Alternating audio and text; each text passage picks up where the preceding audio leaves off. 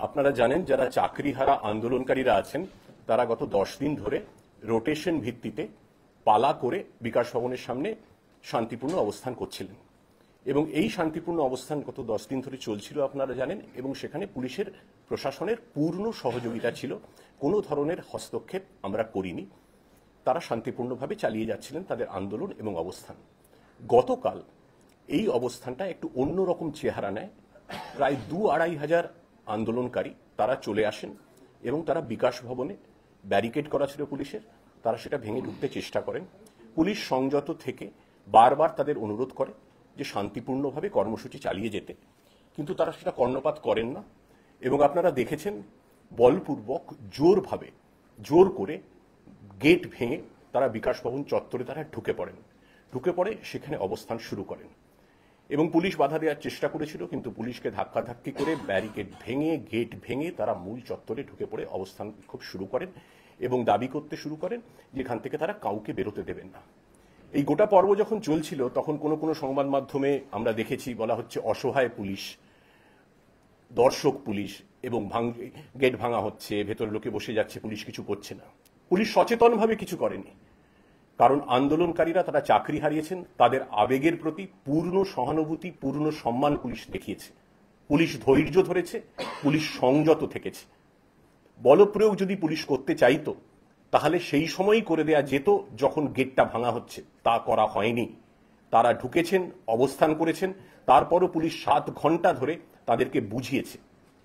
যখন সন্ধে হয়ে আসে 5:30-6টার সময় যখন অফিস শেষ হয়ে যায়, ওই বিকাশ ভবন চত্বরে 55টি সরকারি অফিস আছে, নানা গুরুত্বপূর্ণ দফতর আছে, সেখানে প্রায় 500-600 কর্মী তারা ওখানে কাজ করেন।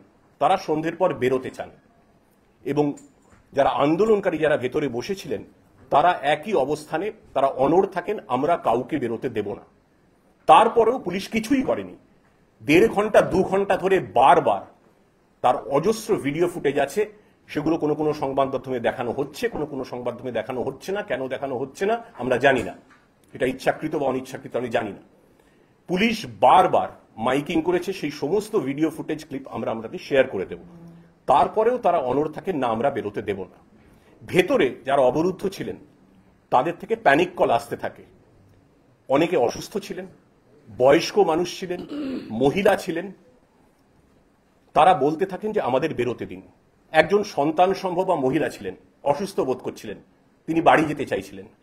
এক তরুণী, তার মায়ের শারীরিক অবস্থা অত্যন্ত গুরুতর, তিনি বলেছিলেন ওষুধ দিতে দেরি হয়ে যাচ্ছে, আমাকে বেরোনোর ব্যবস্থা করে দিন। আমরা চেষ্টা করেছিলাম বারবার, যতবার চেষ্টা করেছি আমরা ততবার প্রতিরোধ এবং উচ্ছৃঙ্খল বাধা এসেছে এবং বারবার আটকে দেওয়া হয়েছে, না কাউকে বেরোতে দেওয়া হবে না। এটা তো চলতে পারে না। তখন বাধ্য হয়ে মরিয়া হয়ে এক তরুণী, আপনারা দেখেছেন তার ছবি, মেজেনাইন ফ্লোর থেকে নিচে ঝাঁপ দিয়েছেন, তার পা ভেঙেছে, তিনি গুরুতর আহত, গুরুতর অসুস্থ। আমরা তারপর মাইকে বারবার অ্যানাউন্স করি যে আমরা নিরাপদে এদের যারা অবরুদ্ধ আছেন আপনারা শান্তিপূর্ণ আন্দোলন চালিয়ে যান, অবস্থান করুন, কোনো অসুবিধে নেই, কোথাও কোনো অসুবিধে নেই, বিকাশ ভবনের এই চত্বরেই করুন। কিন্তু আপনারা দয়া করে যারা ভেতরে আটকে আছেন, বিনা দোষে আটকে আছেন, তাদের বাড়ি ফিরতে দিন। কিন্তু তারা কর্ণপাত করেননি। কিন্তু মাইকিং করে তারপর আমরা চেষ্টা করি পুলিশ দিয়েই রাস্তার অর্ধেক অংশ সেটাকে ভাগ করে নিয়ে যাতে তারা বেরোতে পারেন।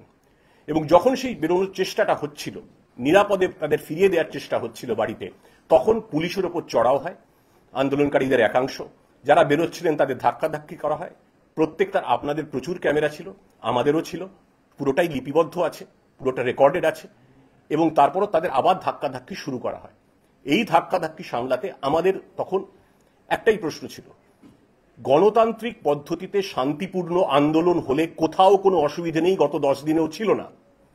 সেই অধিকার সকলের আছে, কিন্তু সেই অধিকার প্রয়োগ করতে গিয়ে যদি সরকারি অফিসের গেট ভেঙে ফেলা হয়, সরকারি সম্পত্তি ভাঙচুর করা হয়, 7 ঘন্টা ধরে, আই রিপিট 7 ঘন্টা ধরে পুলিশের হাজার অনুনয় বিনয়ে কর্ণপাত না করে অবস্থান চালিয়ে যাওয়া হয় এবং মানুষকে বিনা দোষে 500-600 মানুষকে, অসুস্থ মানুষকে বাড়ি ফিরবেন তারা, তাহলে যদি আটকে রাখা হয় এভাবে, তাহলে সেই আন্দোলন গণতান্ত্রিকও থাকে না, শান্তিপূর্ণও থাকে না। প্রতিবাদ করার অধিকার যদি আন্দোলনকারীদের থেকে থাকে, সারাদিন কাজ করার পরে নিরাপদে বাড়ি ফিরে পরিবারের কাছে ফিরে যাওয়ার অধিকারও তাদের ছিল। সেই অধিকারটুকু আমরা সুনিশ্চিত করতে গিয়েছিলাম। বল প্রয়োগ করার কোনো ধরনের উদ্দেশ্য আমাদের ছিল না। করার উদ্দেশ্য থাকলে সেটা গেট ভাঙার সময় করে দেয়া হতো, করা হয়নি। কিন্তু যখন তাদের বের করার চেষ্টা করা হলো, তখন পুলিশের ওপর ইট বোতল এলো এবং যারা বেরোচ্ছেন তাদের শারীরিক প্রাণ সংশয়ের ঝুঁকি থাকতো। আমরা নিরাপদে তাদের বার করেছি এবং এই বার করার প্রক্রিয়ায় যেটুকু বল প্রয়োগ করতে হয়েছে সেটুকু হয়েছে এবং সেটা স্বীকার করতে আমাদের কোনো দ্বিধা নেই। আমাদের এটা প্রায়োরিটি ছিল, আন্দোলন ওরা চালিয়ে যান, শান্তিপূর্ণ থাকুন। কিন্তু শান্তিপূর্ণ আন্দোলনের নামে আমি 500-600 লোককে সারা রাত অবরুদ্ধ করতে পারি না। This is not the way to protest, absolutely unacceptable. আর লাঠিচার্জের ব্যাপারে কোনো চ্যানেলে আমরা দেখছিলাম, স্বঘোষিত প্রাক্তন পুলিশ কর্তা তো অনেকে আছেন, তাদের খুব সম্মান করি, আমরা খুব সম্মান জানিয়েই বলছি। তারা মন্তব্য করছেন কোনো প্রোটোকল মানা হয়নি। কোনো চ্যানেলের সঞ্চালক বলছেন এটা প্রোটোকল মানা হচ্ছে না। কিসের প্রোটোকল মানা হয়নি? প্রত্যেকটি প্রোটোকল মানা হয়েছে। অডিও ক্লিপিং আছে, ভিডিও ফুটেজ আছে। বারবার, হাজারবার পুলিশ অনুরোধ করছে দয়া করে শান্তিপূর্ণ থাকুন, মানুষগুলোকে বেরোতে দিন যারা আটকে আছেন। কেউ অসুস্থ, কারুর বাড়িতে বয়স্ক মা বাবা আছেন, তাদের বেরোতে দেব না, হিংসা চালাবো, গেট ভাঙা আমরা তবু কিছু বলিনি। অবস্থান করছেন সরকারি সম্পদ, তখনই বলা হয়নি। ধৈর্য এবং সংযমের চূড়ান্ত পরীক্ষা দিয়েছে পুলিশ। পুলিশ অসহায় ছিল না, পুলিশ সংযত ছিল, পুলিশ ধৈর্যশীল ছিল। কিন্তু যদি মানুষকে ঘরে ফিরতে না দেয়া হয়, তখন তাদেরকে যাতে নিরাপদে, সেটাও পুলিশের দায়িত্বের মধ্যে পড়ে। তারা আমাদের ফোন করছিলেন বাড়ি কখন যাব, মা অসুস্থ, ছেলে অসুস্থ, শরীর খারাপ লাগছে, ওষুধ নেই, খাবার নেই। তখন যেটা প্রয়োজনীয় পদক্ষেপ বলে আমরা মনে করেছি, সেই পদক্ষেপ আমরা নিয়েছি। 19 জন আমাদের পুলিশ কর্মী আহত হয়েছেন এবং যাদের এই উস্কানিতে আন্দোলনকারীদের একাংশ যারা আমরা চিহ্নিত করছি সিসিটিভি ফুটেজ দেখে, যারা এই বিশৃঙ্খলায় অগ্রণী ভূমিকা নিয়েছেন এবং ভাঙচুর করেছেন, উস্কানি দিয়েছেন, পুলিশকে মেরেছেন, সেই ফুটেজও আমাদের কাছে আছে। তাদের বিরুদ্ধে আমরা প্রয়োজনীয় আইনি পদক্ষেপ নিশ্চয়ই নেব। Thank you.